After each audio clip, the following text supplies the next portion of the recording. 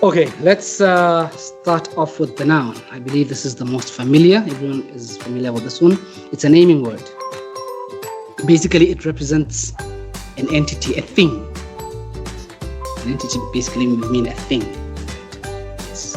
Whether it's a real thing, physical, something that you can touch or feel, or an abstract thing. Abstract here referring to something that's not physically there, maybe, but we assume it is there, or we create an abstraction that such a thing exists. Things like emotions or states of being, sadness. It's an example of a state or an emotion. This is an abstract. You cannot really touch or feel sadness. So here, I think we'll get into a bit more of that. So nouns can be classified in one of these four categories. Now, these categories are generally mutually exclusive. This basically means that the fact that it's been classified in one of the categories does not necessarily mean it cannot be classified in another those categories. For instance, you can have a common noun. Having it as a common noun doesn't mean it cannot be gendered or neutral. A common noun can still be gendered. A common noun can still be neutral, gender neutral. Right. A common noun can still be real. A common noun can still be abstract. So these are mutually exclusive. Okay, let us start by our common nouns and proper nouns. Now, a common noun basically is what we just refer to as a noun. It's a thing, as we just said in the description, in the definition there. But now, in order to actually appreciate common noun properly, it's better if we distinguish between it and a proper noun. The proper noun, we'll say, is an actual member, a specific entity, a specific member of the grouping or the class that is represented by the common noun. Okay, what does that mean? It means there are things called boys. A boy is a common noun because it refers to a class or a grouping of things, a type of thing. Class is a common noun. Classroom is a common noun. But city is a common noun. Lesson is a common noun. Pandemic, they refer to types of things. And if you're going to take a specific member of that class or that grouping, that one would actually have a specific name now that refers to that one individual. This is what we refer to as a proper noun. For instance, we have a class called city. Inside this class called city, why do we say it's a city? Because it meets certain characteristics. Everything that has all those characteristics is called a city. But now you're going to talk about a specific city called Gaborone. We see now Gaborone stands out as a proper noun as opposed to the word city, which refers to all those things that have the same characteristic or the same set of characteristics. And those of you who will be doing programming and computing will appreciate this in object-oriented programming, where we refer to things which have a common identity, maybe rather common characteristics. The ones we would refer to as common nouns, yes, they would be called a class. And then we'd have instances of the class, a specific member of that class, who would call an object in object-oriented programming. Here, these are what are represented as common nouns. Now we'll see that common nouns, we write their names in capitals. Right. Some examples there, I think it's quite understandable. I'd like to point to a particular word there in those examples, on that list of examples, north. Now, north as a cardinal point bears a proper name, has a proper name, it's a proper noun, because there are four types of things called cardinal points. So if you're going to refer, maybe more, depending on how you look at it, how much geography you're doing. Yes, let's just take the four basic ones.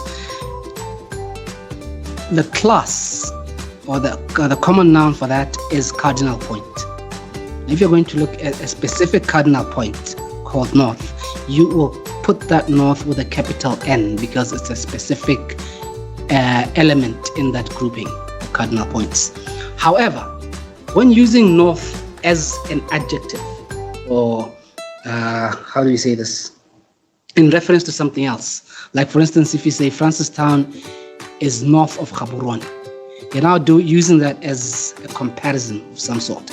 That north is then written with a small letter because you're not referring to a specific object called north, but you're using the word north as a comparison, relative direction. So the same thing applies with the other what?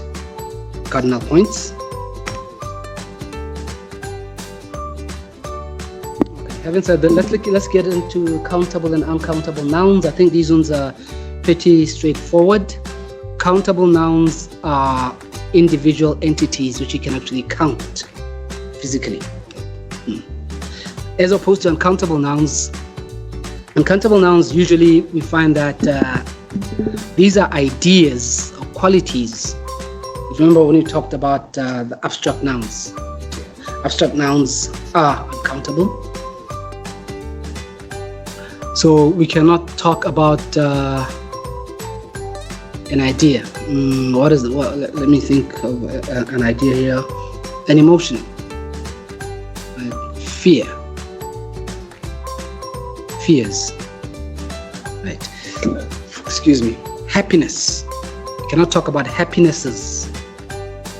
You cannot count them. Right. However, I might just take a little tangent here and say in normal or in standard English. But we will see that when English words are used in jargon as jargon, they're given a specific meaning, specific technical meaning for that particular subject.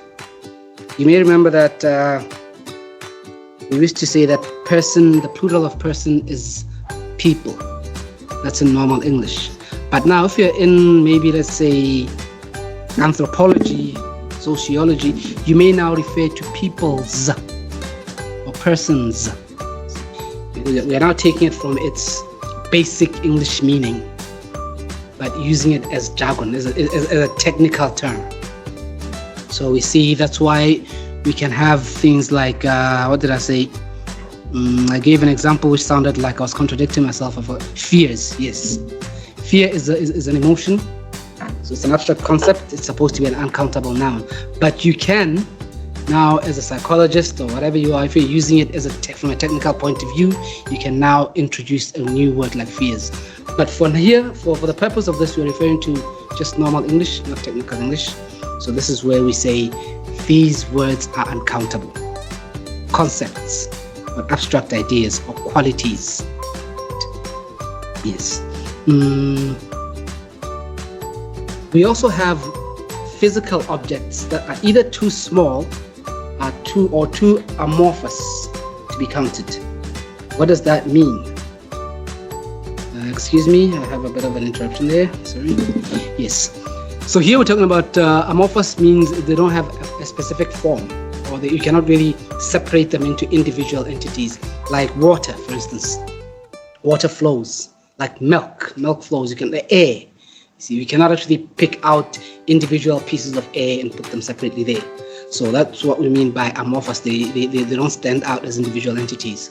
So this is where we say such things are also uncountable.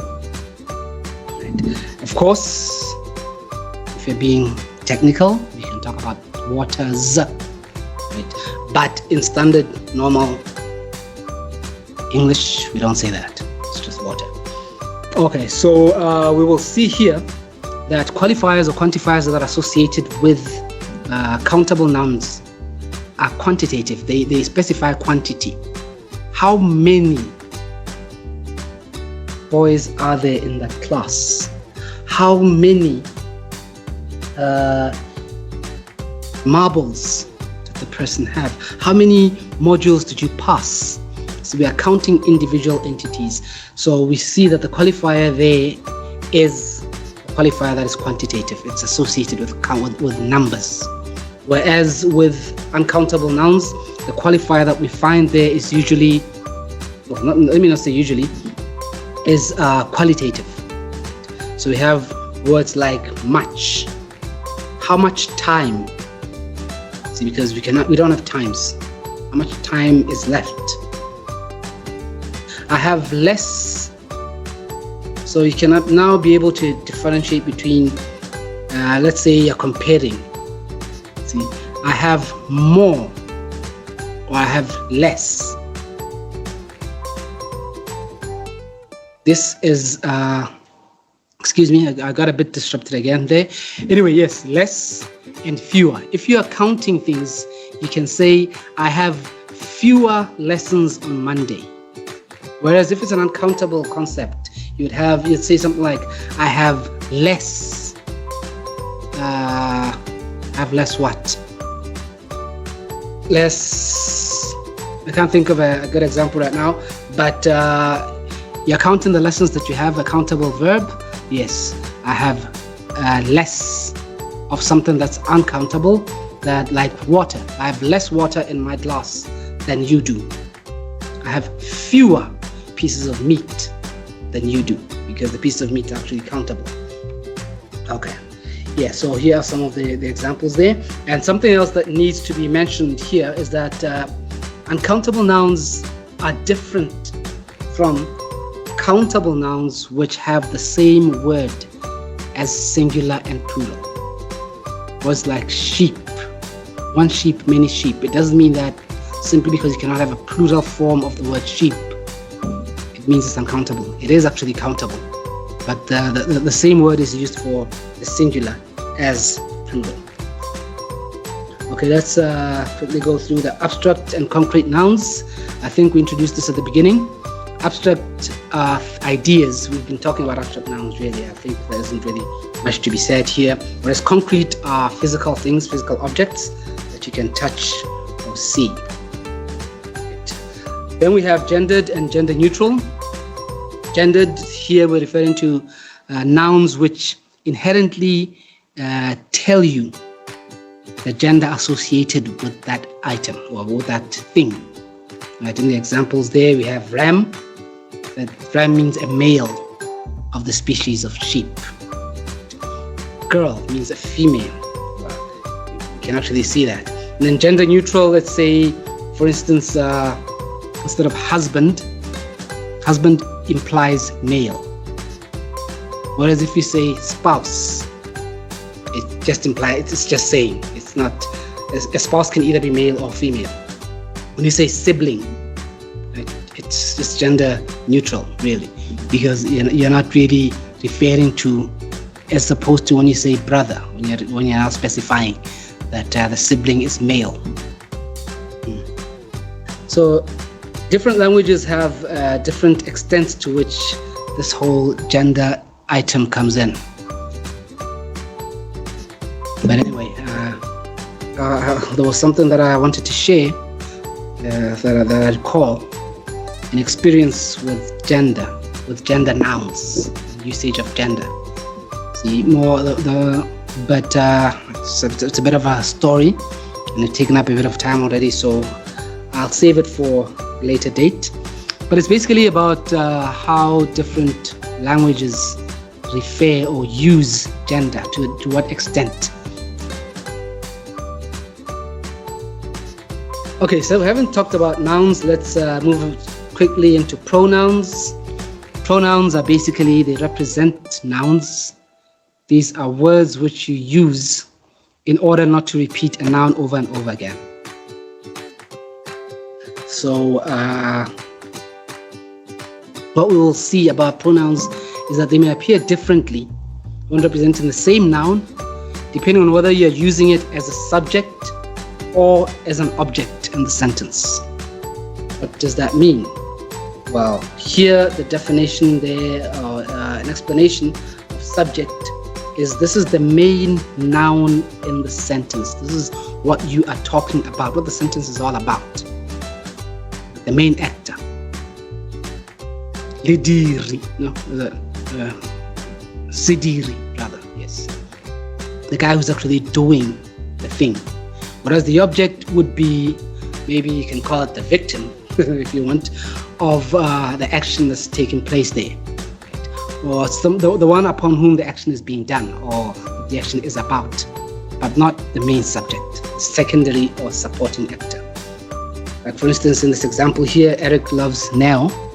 You see that the person who we're talking about, the person who's doing the action is Eric. He's doing the loving here. He's doing the loving to who? To Nell, right? So we see that the subject of our sentence there is Eric, and the object is Nell. So obviously, if we were using pronouns, we would not be using the actual names, we would not be using any noun there, be it an actual name, being a proper noun, or a class name, being what do you call it? Yes. Okay, excuse me. Yes, so we would not be using that. Instead, we would actually be having something like he loves her. So going back to the second point here, we said pronouns appear differently when representing the same noun, depending on whether the person or the noun that's being represented there is, in this case, an object or a subject. For instance, the pronoun for first person. We'll discuss persons in the very near future. But we see here, if you look at the first two columns there, we'll see that as a subject, the first person uses the pronoun I. Right? I want to eat. No, I want to talk to you.